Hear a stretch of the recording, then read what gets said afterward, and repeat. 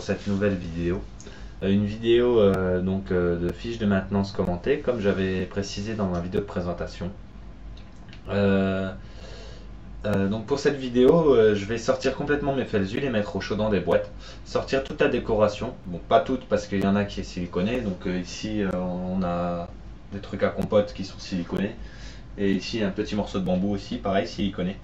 Enlever tout le substrat, le changer, vous montrer un peu ma façon d'aménager le terrarium. Donc pas tout le monde ne fait pareil, mais je vais vous montrer ma méthode, donc ma façon de faire des cachettes, etc. etc. Sachant que les felzuma sont très territoriaux, il faut vraiment beaucoup de cachettes. Là j'en ai pas encore assez, donc je vais rajouter encore des branches. Voilà.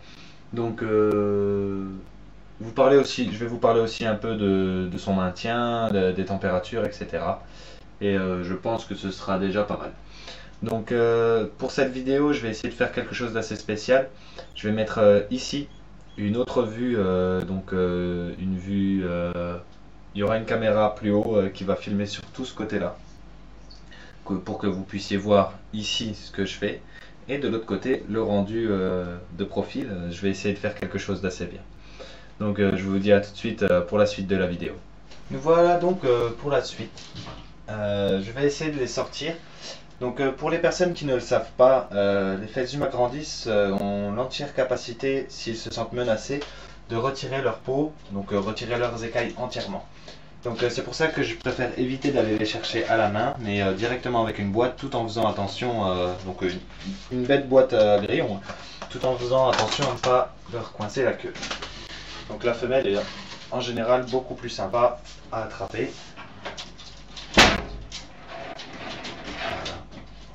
Donc je m'excuse déjà pour l'iguane qui fait le bordel derrière. Voilà, on va l'attraper. Et on va la faire rentrer tout doucement.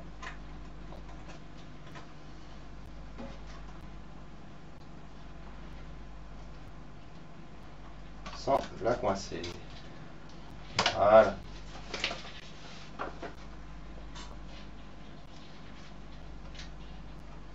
Voilà.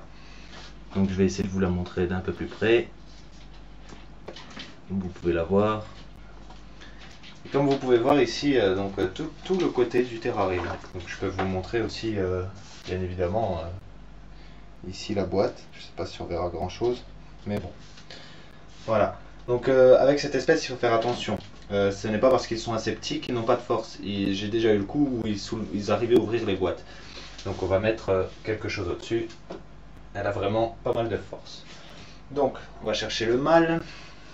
Où est-ce qu'il est? Il est là. Donc lui, il va falloir commencer à retirer tout doucement la déco avant de pouvoir l'attraper. Donc voilà, on va poser sur la chaise ici toute la déco. Donc, ça, c'est des feuilles que j'aime vraiment bien. J'ai trouvé ça dans un magasin Action. Donc c'est des grands lièvres et ça coûte 2 € la feuille. Donc voilà. Donc je ne sais pas si vous connaissez Action. C'est un magasin, donc vu que je suis en Belgique, j'ai été chercher en Belgique et j'ai trouvé ça vraiment pas mal. Donc ici, on va retirer l'écorce de liège.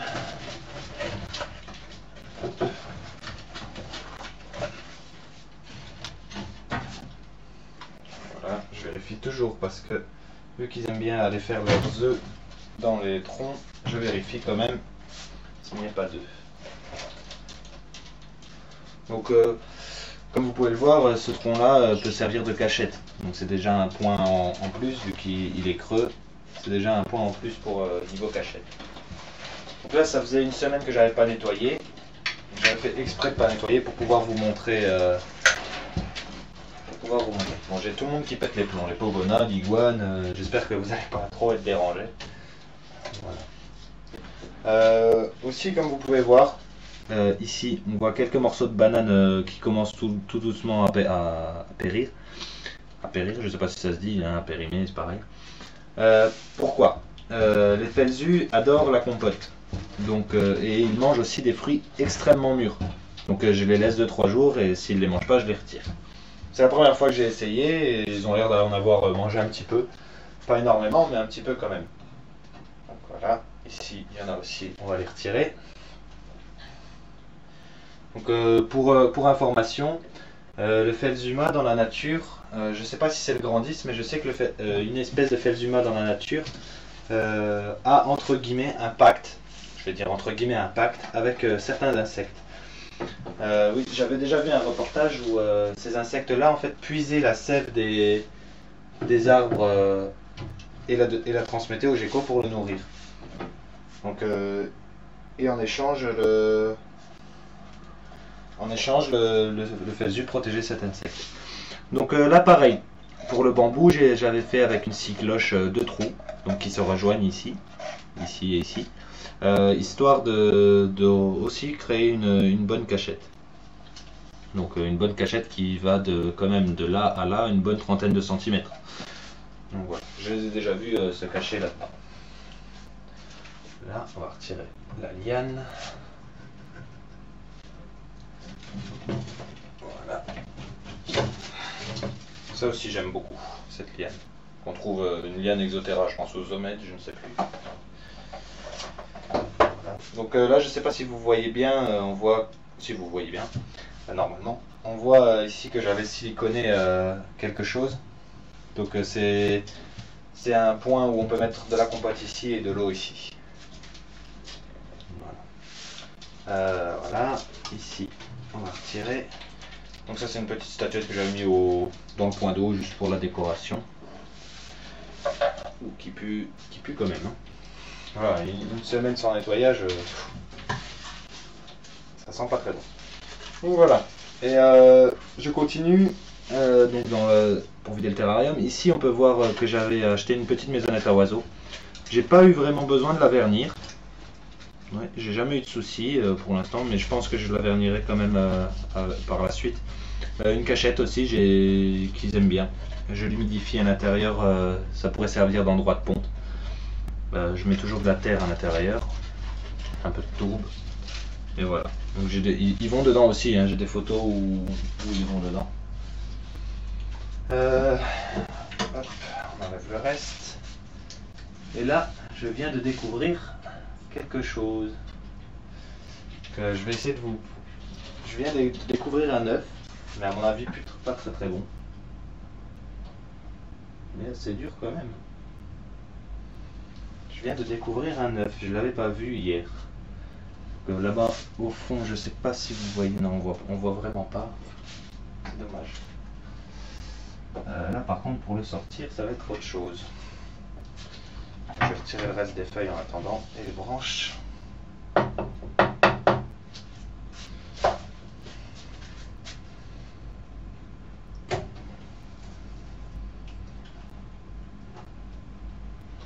Vraiment pas malin quand même, hein, de découvrir l'œuf seulement après avoir commencé à nettoyer. Voilà.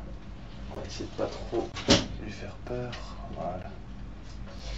Voilà, le mâle est là, donc on va essayer de le sortir. Il est un peu plus rapide.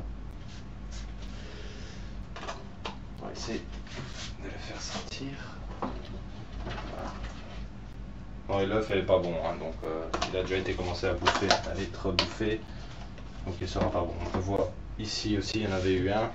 Mais bon, j'ai jamais réussi à chaque fois c'est des pontes blanches ou des pontes de stress, je sais pas trop. J'ai jamais réussi à les reproduire. Voilà, comme vous pouvez le voir, on va essayer de l'attraper encore. C'est vraiment assez rapide et le mâle se laisse jamais faire. La femelle se laisse faire un peu. Une fois dans la boîte, elle stresse un peu, mais bon, ça reste des reptiles, hein, c'est pas des... Ne te coince pas. Je vais essayer de retirer déjà la première vitre. Voilà.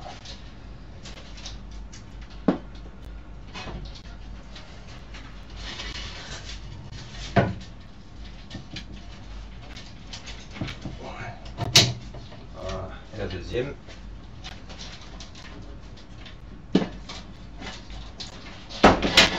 Pas les faire tomber. Je sais pas si contrôler le terrarium de l'iguane c'est une bonne idée. Mais enfin. J'aimerais bien essayer de t'attraper toi. Le problème c'est que j'aurais pas dû m'enlever les vitres tout de suite. Enfin. On va voir comme ça.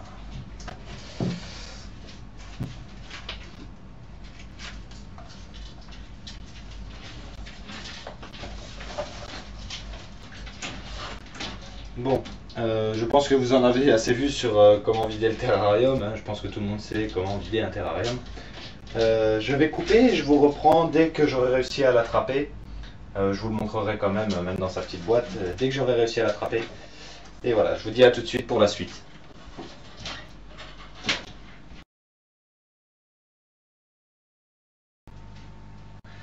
On se retrouve donc pour la suite de la vidéo. Je viens de me rendre compte que j'avais plus d'essuie-tout. Donc on va se démerder avec ce qu'on peut. J'ai du papier toilette et des mouchoirs. Quelques essuies, une loque à poussière, on va voir. Je viens de me rendre compte aussi que je ne trouvais pas mon produit. Peut-être dans mon produit pour nettoyer les vitres. Donc on va sûrement faire au vinaigre. Non, il est pas là. Donc on va sûrement faire au vinaigre. C'est ce que je vais faire. Donc pour le vinaigre, ma méthode c'est que je vais faire un petit trou sur le capuchon parce que certaines bouteilles de vinaigre ont déjà un petit trou, lui il n'en a pas. Donc je vais prendre mon petit tournevis, faire un trou sur le bouchon. Voilà. Comme ça, je peux en asperger un peu partout. Bon. Ce que j'ai fait, c'est que j'ai éteint les lampes parce que j'ai déjà eu le cas d'explosion. Là, j'en ai vraiment partout et je vais frotter après. Même sur la grille, dans les trucs, partout. Voilà. Donc j'ai mis des gants pour éviter que ça me brûle dans les crevasses. Et j'ai une petite brosse à poil dur comme ça. Donc comme ça, je vous montre ici. Et je vais aller frotter vraiment partout. Donc l'entretien comme ça je le fais tous les 2 mois voire 3 mois. Sinon je me contente de nettoyer les vitres devant ou sur le côté parce que ça une fois par semaine ce serait un peu abusé pour eux les pauvres. Voilà. Donc là c'est vraiment pour bien désinfecter tout.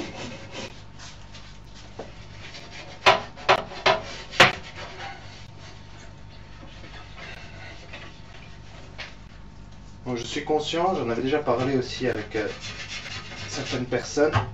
La crasse sur les vitres, ça fait dégueulasse. Mais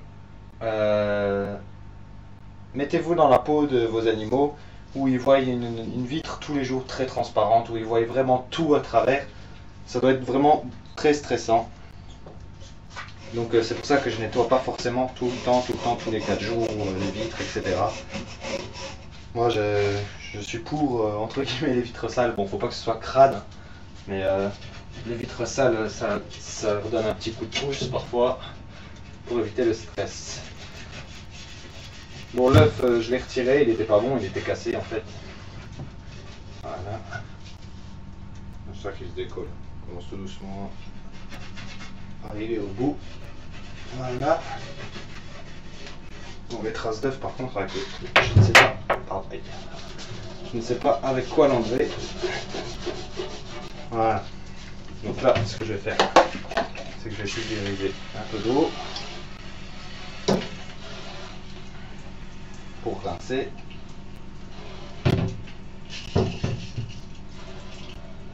Voilà. Et je frotte.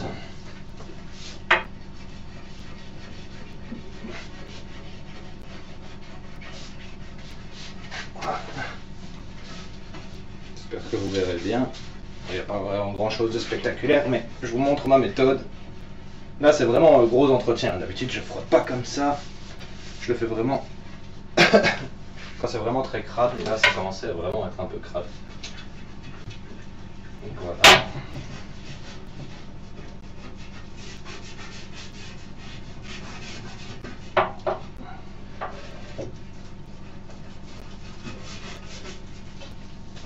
Et sur le fond, ça part vraiment pas.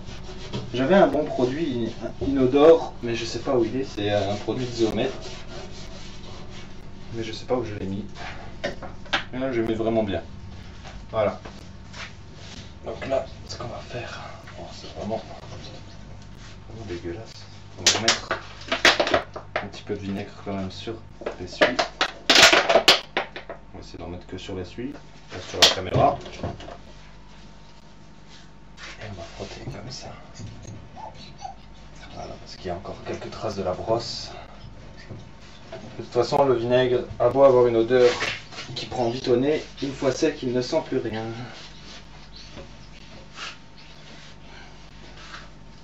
Donc ma vitre sera pas nickel. Je suis vraiment pas doué pour le nettoyage de vitres, hein, et j'ai pas de produit comme il faut. Donc là c'est vraiment désinfection.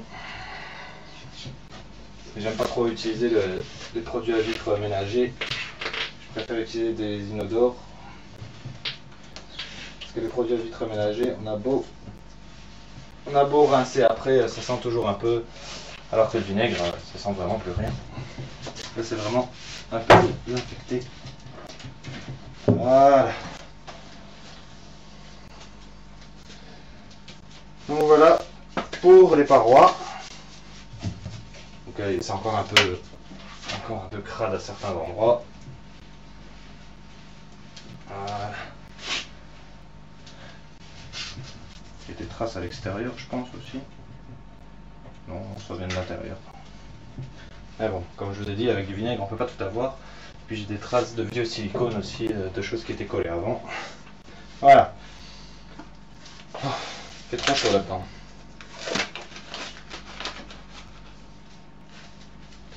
Voilà. Je vais remplir le... Ah, j'ai oublié ici. J'ai oublié de frotter ici. Là par contre c'est important parce que c'est super chiant comme ça. Voilà. J'ai oublié ici. Bon, désolé pour les petits bruits désagréables. Tout à l'heure c'était l'iguane, maintenant c'est moi. Là. Et là. Voilà. Et on passe un coup avec la serviette.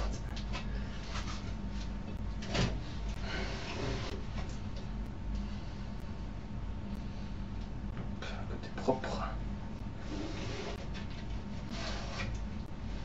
C'est ça le problème avec les animaux qui collent aux vitres et arboricoles, c'est qu'il y en a partout. Donc là, comme je disais, ici et ici, vous voyez que c'est siliconé. C'est les seuls éléments de siliconé. Avant, il y avait d'autres trucs ici, je sais plus c'était quoi. C'est quand j'avais acheté le terrarium, il y avait des choses siliconées. Pour les ampoules, donc ici c'est une lampe UV de chez Zomed, une 5.0 il me semble, si je dis pas de conneries. Oui c'est ça, c'est une 5.0. Oui, c'est ça, Reptisen 5.0 UVB. Et ici c'est une lampe chauffante assez spéciale. Elle chauffe pas beaucoup, juste pour que je puisse atteindre les 28 degrés au point chaud. Si je me trompe pas, c'est 28 degrés. Maximum 30 ou 32. Et c'est vraiment pour redonner de la couleur aux animaux. C'est pour ça que...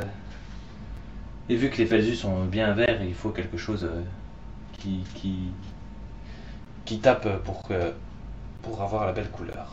Donc voilà, en plus elle vient juste de me chier dans la boîte. Donc voilà le mâle. Vous pouvez le voir ici.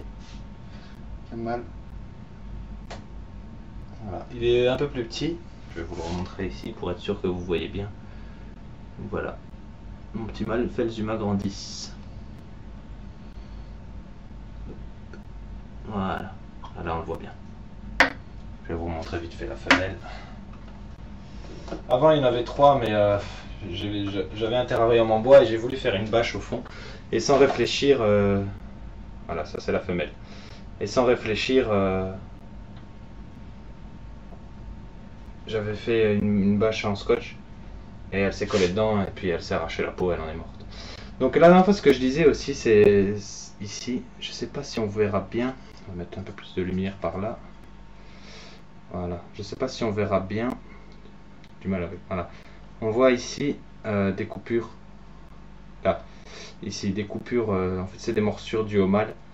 Parce que justement, j'ai pas assez de cachettes. Et c'est ça le souci avec ces animaux-là, qu'il faut beaucoup de cachettes. Ça m'était jamais arrivé. Et comme par hasard, j'en ai parlé. Et le lendemain, c'est arrivé. Donc voilà. En ce qui concerne le substrat, donc, je vais juste passer un coup au fond parce que, à mon avis, il y a encore un peu de la serviette. Il y a encore un peu de vinaigre au fond, j'ai pas passé au fond, donc voilà. Ah oui, il y a pas mal de vinaigre et pas mal d'eau. De toute façon, la tourbe va. Voilà. Par contre, quand on nettoie un terrarium comme ça, c'est vraiment crade autour. Hein. Donc voilà, je vais mettre le substrat et je vous reprends tout de suite.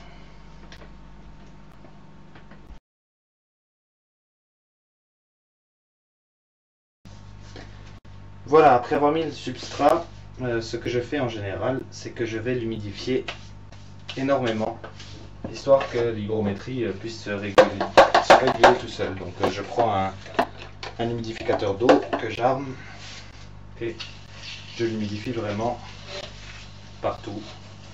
Je le trempe carrément. Donc limite je pourrais même le laisser faire comme ça. Donc vous voyez, c'est ça aussi le souci, c'est quand on pulvérise, l'eau va se mettre sur les parois et le calcaire. Voilà. Donc je trempe vraiment bien partout. Là, je vais le laisser comme ça. Il va tremper tout seul. En attendant, donc ces branches-ci, je ne les désinfecte pas. Donc les branches, enfin, l'écorce de liège, je ne la désinfecte pas. Je vais directement la mettre comme ça. Donc je retremperai un peu après. Je vais directement la mettre comme ça. Donc, comme je vous ai montré, ça peut faire une super cachette. Du fait que... ah oui, j'en ai deux en fait. Voilà. J'ai creusé aussi dans celui-là pour histoire d'avoir une cachette. Et ils y vont et j'aime beaucoup les voir dedans. Donc celle-ci on va la mettre comme ça. Bon, il y a un grillon qui se balade. Il y avait un grillon sûrement dans la cachette. Voilà. On va la mettre comme ça. Donc ici mon point chaud. Ici, donc ici l'UV, ici le point chaud. Donc ce que je vais faire, c'est tout de suite mettre la gamelle d'eau en dessous, histoire d'avoir... Donc la gamelle d'eau qui sert uniquement pour l'hygrométrie. Donc je vais passer un bon coup dedans aussi. Qui sert uniquement pour l'hygrométrie. Et oui, bah, elle sert juste pour ça, elle sert pour l'hygrométrie. Et quand il n'y en a plus, ben, on la remplit dans la logique des choses. Voilà. On va passer un petit coup de vinaigre aussi dedans.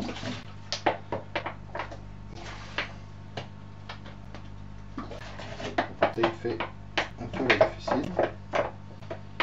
3 gouttes, voilà.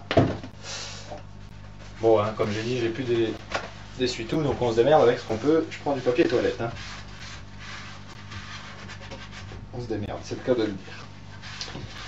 Voilà.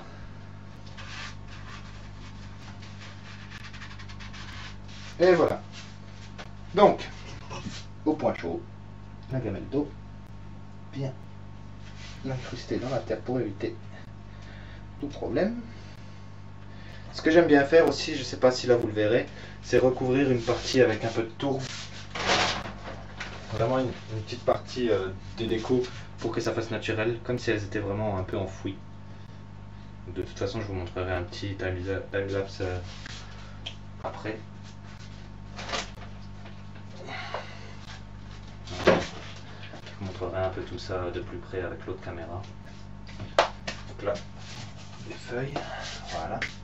Voilà, je pense qu'on va le laisser comme ça, c'est pas mal. Non. Bon, ensuite, donc comme je vous ai dit, la déco, je la désinfecte pas trop. Sauf si elle est vraiment, si elle commence à y avoir un peu de moisissure, etc. Là, je désinfecte ou je change carrément. Mais pour ça, je vois pas trop l'intérêt, surtout que, en général, c'est, comme je vous dis, c'est pour le même animal. C'est pas comme si j'allais les mettre dans d'autres terrariums. Donc, le bambou, je vais le mettre ici. Donc, comme vous voyez, ça fait une cachette déjà ici et une autre dans le bambou, en plus ici, donc ça fait déjà 3. Voilà. Hop. Pour la petite maisonnette, on verra après. Ici, j'ai un autre morceau de liège, donc de branches d'écorce de liège, que je vais mettre pour une fois. Je vais essayer de la mettre en travers. J'aimerais bien. S'il faut, je la couperai un peu.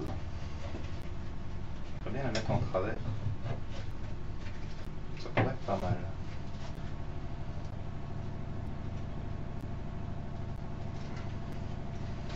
Avec les vitres, ça va pas le faire. Comme par hasard. S'il faut que je coupe un peu, j'ai dit que je coupais un peu. Hein. On va pas s'embêter. Voilà. Encore un peu. Voilà. Je pense que ça peut passer. Encore. Encore couper un peu ici. Ça qui est pratique avec le liège, c'est que ça coupe tout seul. Voilà. Je pense que la branche en travers est vraiment pas mal. Donc là je reprends un peu de tourbe, comme je vous ai dit, pour que ça fasse à peu près naturel. De toute façon, un terrarium naturel, c'est prévu pour très bientôt. Enfin très bientôt, dès que j'en aurai les moyens. Dès que je pourrai me le permettre, je leur mettrai un terrarium naturel, ça c'est clair. Voilà. Ensuite, il leur faut un peu de hauteur, vu que ce sont des animaux arboricoles. 80% d'humidité au fait, hein, pour ces animaux. Donc après, je réhumidifierai tout avant de les remettre. Donc là, comme vous pouvez le voir, c'est vraiment assez sale, donc je vais nettoyer. Voilà. J'espère que ce ne sera pas trop ennuyant pour la vidéo. Je vais prendre l'essuie. Papier. Mettre un peu sur le... Voilà. Et on va frotter quelques crasses. Donc au vinaigre. Hein. Pour là, c'est vraiment assez sale, donc j'enlève le maximum.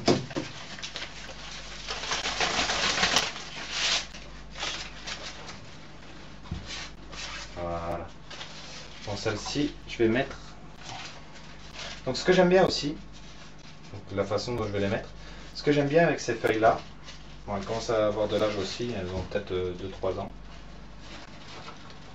Ce que j'aime bien avec ces feuilles-là, c'est que quand de l'eau goutte dessus, elle coule sur le bout des feuilles. Donc c'est pour ça qu'en général, je les mets au-dessus du point d'eau. Mais bon là, il va falloir que je déplace un peu, donc au-dessus du point d'eau, histoire que quand ça goutte, ben, ça fasse un joli petit bruit. Je l'ai pris de façon à ce que ça aille vraiment dans l'eau. Voilà. Donc voilà. Ce que je vais faire, c'est que je vais continuer d'aménager. Parce que sinon il y en a encore pour une bonne heure de vidéo. Et je vous redis à tout de suite pour la suite et tous les explicatifs de chaque élément de décoration. Et voilà, à tout de suite.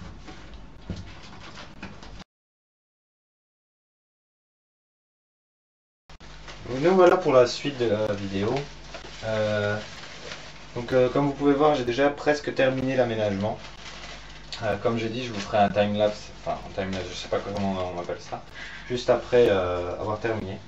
Je vais voir s'il est nécessaire de mettre cette dernière feuille, cette dernière plante. Je suis pas sûr que ce soit nécessaire, mais ça peut rajouter de la densité. Je trouve ça pas mal. J'ai juste oublié de nettoyer ça ici. Voilà, donc je trouve ça vraiment pas mal. Du coup, je vois plus trop la gamelle d'eau que je dois remplir. Voilà. Donc niveau maintenance pour les felsus, il faut, comme je vous ai dit, vraiment quelque chose d'assez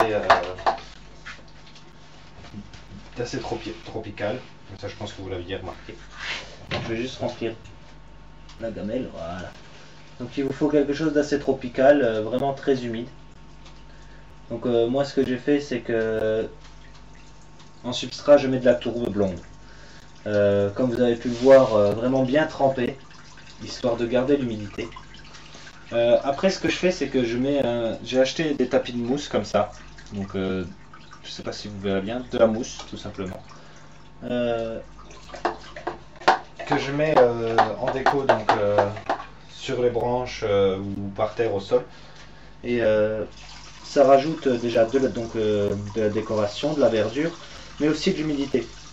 C'est de la mousse séchée, mais une fois humide, normalement elle devrait reprendre. Et voilà. Donc 80% d'humidité, 70 à 80% d'humidité, une température à journal 28 degrés, des UV à 5.0, un terrarium plus haut que large et que profond, et normalement tout devrait bien se passer. Niveau nourriture, des insectes, donc grillons, moriots, petites sauterelles, petites blattes, tout ce qui est petit insecte, bon pour eux.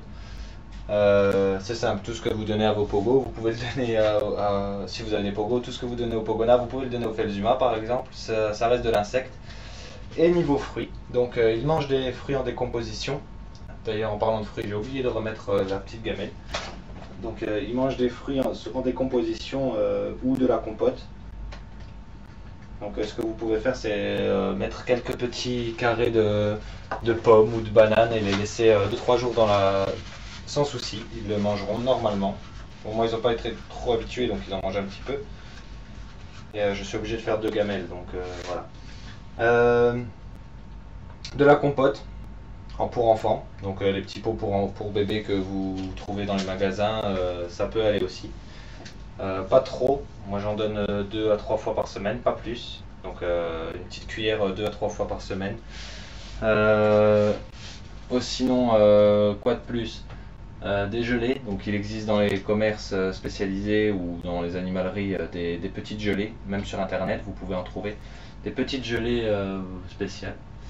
Ce que vous pouvez faire aussi, c'est acheter des légumes, les concasser, les mixer, etc. et en faire des petits cubes à glaçons.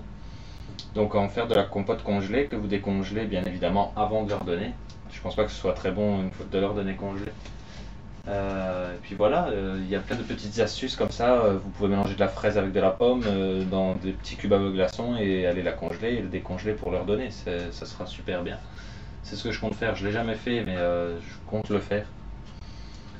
Et voilà, je pense que c'est pas une espèce très difficile à maintenir, hein. Il faut vraiment une bonne humidité. Et encore, l'humidité n'est pas obligatoire tout le temps. C'est vraiment en période de mue, il faut vraiment augmenter l'humidité à 80% parce que sinon ils font de très mauvaises mues et ils risquent de se faire d'avoir des soucis, de perdre un doigt, de perdre un bout de queue, etc. Comme tous les geckos, ils mangent leur mue normalement. J'ai déjà vu même mon mâle manger la mue de ma femelle, donc à mon avis il devait être un peu en manque de calcium. D'ailleurs en ce qui concerne le calcium, à donner 2 à 3 fois par semaine, pas plus, sinon vous aurez trop de calcium et c'est encore pire que pas assez de calcium. Et puis voilà, je pense que c'est tout, donc un terrarium bien fourni. Donc là je suis content, c'est la première fois que je le décore autant et aussi bien, je trouve. En pas énormément de temps, hein, je pense qu'en 1 heure j'ai nettoyé et tout. Donc voilà, avec les coupures, etc. J'espère que ça vous fera pas trop long pour la vidéo. Voilà, donc ce que je vais faire, c'est que je vais vous faire une petite vidéo intérieure, comme j'ai déjà fait sur ma page. Petite visite avec écoulement d'eau, etc. de l'intérieur. Je vais nettoyer les vitres, remettre les vitres au terra et réhumidifier tout, remettre les geckos dedans et vous filmer tout ça avec une petite musique de fond. Et voilà, donc j'espère que cette vidéo vous aura plu, que le fait de mettre une vidéo sur le côté ici vous aura plu. Donc c'est vraiment une caméra que j'ai mis en même temps que je filme de ce côté là, je l'ai mis là-haut. Je l'ai accroché au terra de mon toquet et puis voilà, je trouvais que c'était vraiment intéressant de pouvoir voir 2 visions, deux façons de voir et j'ai vraiment bien aimé l'idée.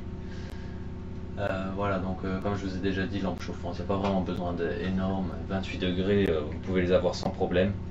C'est simple, mon toquet a besoin aussi de 28 degrés, 30 maximum, et j'ai pas de chauffage, sauf un vraiment tout petit tapis de 4 watts comme ça, pas plus. Et voilà, donc j'espère que cette vidéo vous aura plu, et donc n'hésitez pas à mettre un pouce bleu. N'hésitez pas aussi à commenter, à poser des questions sur notre page Facebook, le lien en dessous juste là.